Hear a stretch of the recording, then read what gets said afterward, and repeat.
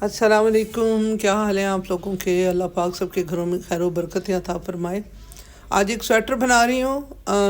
تین کلر لیے میں نے، چار کلر لیے ہیں، وائٹ، ریڈ، اورنج اور گرین۔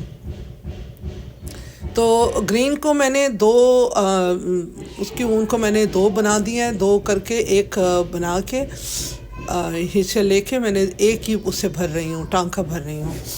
تو فوکس کیجئے گا ڈیزائن پہ کہ میں ڈیزائن کو کس طرح لے رہی ہوں۔ 5 میں نے گھر لیے ہیں اس کے وائٹ کے، اور پھر ایک میں لے رہی ہوں گرین کا۔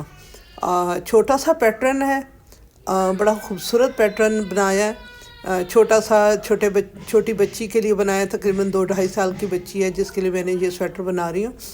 تو ڈیزائن پہ فوکس کیجئے گا کہ کیسے بنا رہی ہوں۔ تو آپ لوگوں کے ساتھ ایک واقعہ بھی شیئر ساتھ کے ساتھ کرتی ہوں، اور پھر ساتھ کے ساتھ آپ لوگوں کو یہ ڈیزائن بھی آپ لوگوں کے ساتھ شیئر کرتی ہوں۔ تو چھوٹا سا آپ کے ساتھ واقعہ ہے، وہ بہت مجھے اچھا لگا، تو سوچا کہ آپ لوگوں کے ساتھ بھی شیئر کروں۔ کہ ایک بادشاہ ایک درویش کے پاس گیا جو کسی خاص ورد میں مصروف تھا۔ بادشاہ نے اس درویش سے اس ورد کی بارے میں پوچھا کہ یہ ورد مجھے بھی بتاؤ۔ تو درویش نے بتایا کہ یہ خاص ورد ہے اور خاص مقصد کے لیے ہے، لیکن آپ یہ نہیں سیکھ سکتے۔ بادشاہ کو اس بات پہ بہت غصہ آیا، اور بادشاہ نے کہا کہ تیری یہ مجال۔ بہرحال بادشاہ نے درویش سے کہا کہ مجھے بھی اس ورد کی تعلیم دو۔ تو درویش نے کہا کہ میں ایسا کر ہی نہیں سکتا۔ بادشاہ یہ سن کر بہت غصے میں اور وہاں سے چلا گیا، اور کہا کہ یہ میں تیرا ورد کسی اور سے سیکھ لوں گا۔ اور پھر اس کے بعد بادشاہ نے وہ ورد سیکھ لیا، اور پھر ایک دن بادشاہ نے اس درویش کو اپنے پاس بلایا اور کہنے لگا کہ تو نے جو ورد سیکھا تھا تو وہ تو ورد میں نے بھی سیکھ لیا ہے، لیکن جس عمل کا تو نے ذکر کیا تھا وہ عمل میرا پورا نہیں ہو رہا۔ اب تو مجھے بتا کہ ایسا کیوں ہے اور اس کا حل کیا ہے، یعنی میں اس ورد کو پڑھنے میں کہاں غلطی کر رہا ہوں۔ اگر تو نے مجھے نہ بتایا تو سزا کے لیے تیار ہو جا۔ درویش بادشاہ کی بات سن کر مسکرایا، اور بادشاہ کے پاس کھڑے ہوئے سپاہی کو حکم دیا کہ وہ بادشاہ کو فوراً گرفتار کر لے۔ سپاہی اور بادشاہ دونوں بہت ہی حیرت سے دونوں نے درویش کو دیکھا اور کہا کہ یہ کیا کہہ رہا ہے، شاید بادشاہ کے خوف سے اس کا دماغ الٹ گیا ہے۔ درویش نے ایک مرتبہ پھر انتہائی سخت لہجے میں سپاہی کو حکم دیا کہ وہ بادشاہ کو گرفتار کر لے، مگر سپاہی اپنی جگہ سے ٹس سے مستہ ہوا۔ بادشاہ کی حیرت اب شدید غصے میں بدل چکی تھی۔ بادشاہ نے جلال کے عالم میں اسی سپاہی کو حکم دیا کہ اس گستاخ کو فوری طور پر گرفتار کر لیا جائے۔ یہ سن کر شاہی دربار میں موجود تمام سپاہیوں نے اپنے نیزوں اور تلواروں کا رخ درویش کی طرف کر لیا اور اسے چاروں طرف سے گھیرے میں لے لیا۔ درویش یہ دیکھ کر مسکرایا اور بولا، سن بادشاہ، جو میں نے ان سپاہیوں کا کہا اور جو تو نے کہا، حکم تو ایک ہی تھا، الفاظ اور لہجہ سب ایک تھے، لیکن میری بات سن کر یہ سپاہی اپنی جگہ سے ہلا بھی نہیں اور خاموش رہا، جبکہ تو نے صرف ایک سپاہی کو حکم دیا تھا، لیکن تیرا حکم سن کر دربار میں موجود تمام سپاہی فوراً حرکت میں آ گئے اور مجھے ایک آن میں گرفتار کر لیا۔ بس فرق حکم کا نہیں ہے بلکہ تیری اور میری حیثیت کا ہے۔ یہی سبب ہے کہ تیرے پڑے ہوئے ورد میں عمل ظہور پذیر نہیں ہوگا، کیونکہ روحانی دنیا میں تیری حیثیت صفر ہے۔ سوال یہ نہیں ہے کہ قرآن میں شفا ہے یا نہیں ہے، سوال یہ ہے کہ پڑھنے والا کس کردار کا مالک ہے اور اللہ سے کس قدر قربت رکھتا ہے۔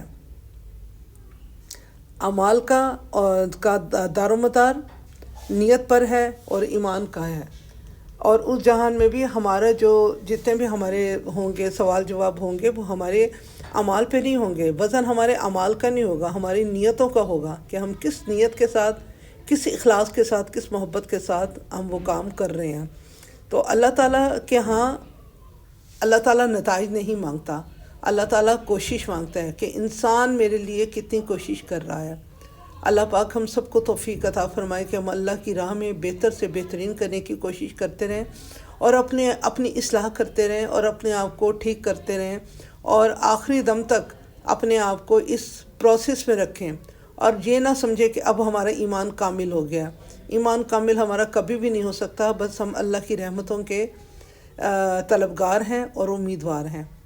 ڈیزائن بھی باتوں باتوں میں دیکھیں کافی اچھا بن کے آ گیا، اور یہ دیکھیں آپ کہ میں نے پہلے گرین کلر کو لیا تھا، پھر اس کے بعد پھر میں نے اورنج کو تھوڑا سا لیا ہے، اب اس کے بعد پھر میں نے ریڈ کو کیا ہے، اور اب یہ دیکھیں اب میرا سویٹر تقریباً تیار ہو گیا۔ اب یہ گلے کا رہ گیا، اب تھوڑی سی ہم اس کی فنیشنگ کر لیتے ہیں، تھوڑے سے جہاں کہیں کوئی دھاگے واگے نکلے ہوئے ہوتے ہیں ہم ان دھاگوں واگوں کو کاٹ لیں گے، کیونکہ جتنی فنیشنگ اچھی ہوگی، جتنی اچھی صفائی سے سویٹر کی تیاری ہوگی، اتنا ہی ہمارا زیادہ خوبصورت لگے گا سویٹر، اور بدنما نہیں لگے گا۔ جو کچھ دھاگے واگے کچھ کہیں کوئی نکلے ہوئے ہیں تو ان دھاگوں کو میں کور کر رہی ہوں، ان کو کاٹ رہی ہوں، ان کو سی رہی ہوں، اور اس کے بعد جو ہے نا ان کو کر دوں گی، ٹھیک کر دوں گی۔ تو یہ ایک ڈیزائن نا بڑا آسان ڈیزائن ہے، اور اس میں میں نے ایک نیا سٹائل کیا ہے، یہ گلے پہ ڈیزائن ہے، گلے پہ بھی میں نے یہی پیٹرن میں نے ڈالا تھا، اور نیچے جو فرنٹ پہ جو کیا اور جو بازوؤں پہ ڈالا تھا وہی میں نے گلے پہ بھی تھوڑا سا گلے کی پٹی علیحدہ سے بنا کے اور اس میں نے کیا تھا۔ اب یہ یہاں پہ اس کو کر کے سوئی میں یہ دھاگا کر کے اندر کی طرف میں نے ڈال دیا تاکہ وہ بدنما نہ لگے۔ اب یہ جو باقی بچا ہوا گلے کا جو دھاگا تھا اس کے ساتھ میں نے اس کی سائڈوں کی بھی تھوڑی سی سلائی کر لی ہے، تو بڑے آرام سے جو ہے یہ چیز تیار ہو گئی ہے۔ تو انشاءاللہ تعالیٰ آپ کو پسند آئے گا، اور مجھے پلیز آپ لوگ اپنی فیڈ بیک ضرور دیا کریں، بتایا کریں کہ جی کیسی چیز بنی ہے، اور الحمدللہ بہت اچھی فیڈ بیک ملتی ہے مجھے۔ سبسکرائب کرنا نہ بھولیے گا، اور لائک کرنا اور ویو دینا، ویو میں تو خیر آپ لوگوں کے آتے ہی رہتے ہیں۔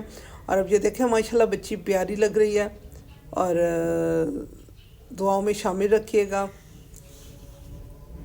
اللہ سب کے گھروں میں خوشحالیاں اور برکتیں عطا فرمائے۔ اللہ حافظ۔